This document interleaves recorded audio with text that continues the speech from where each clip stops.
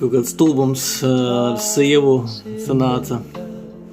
Viņa tā kā agrāk ceļās, un viņa zobpasta beidzās, viņa piecēlās, izmazgāja zobus, un zobpastā nenomainīja zobpastu, jā. Un es domāju, bāc, cik tu grūti paņem nomainīt zobpastu, jā. Cik tur tā problēma, labi, es neko nesaku, jā. Domāju, davai pagaidīšu nākamo dienu. Nākamajā dienā precīzi tas pats, sākot domāju, kas par vaiprātu. Vienkārši cik tur tā problēma, viņa var paņemt un nomainīt. Viņa taču pirmā izspieda, viņai jāmaina tagad, vai pēdējā izspieda, jā. Viņai jāmaina, jā, kas par problēma, jā. Stulbums vienkārši, sēžu un dusmojos un pukojos, jā. Aiznākamajā dienā atkal tas pats, un es neizturu vienkārši pie viņas klāt, un saku, kas par lietu, kāpēc nevar nomainīt tas zobpas, es jau 2 dienas zobus nemazgāju, kas par vaiprātu. Viņa saka, viņa ar zobu pulveri mazgā. To zobpastu, es pats ar sevi cīnījos, sanāk, super vai ne?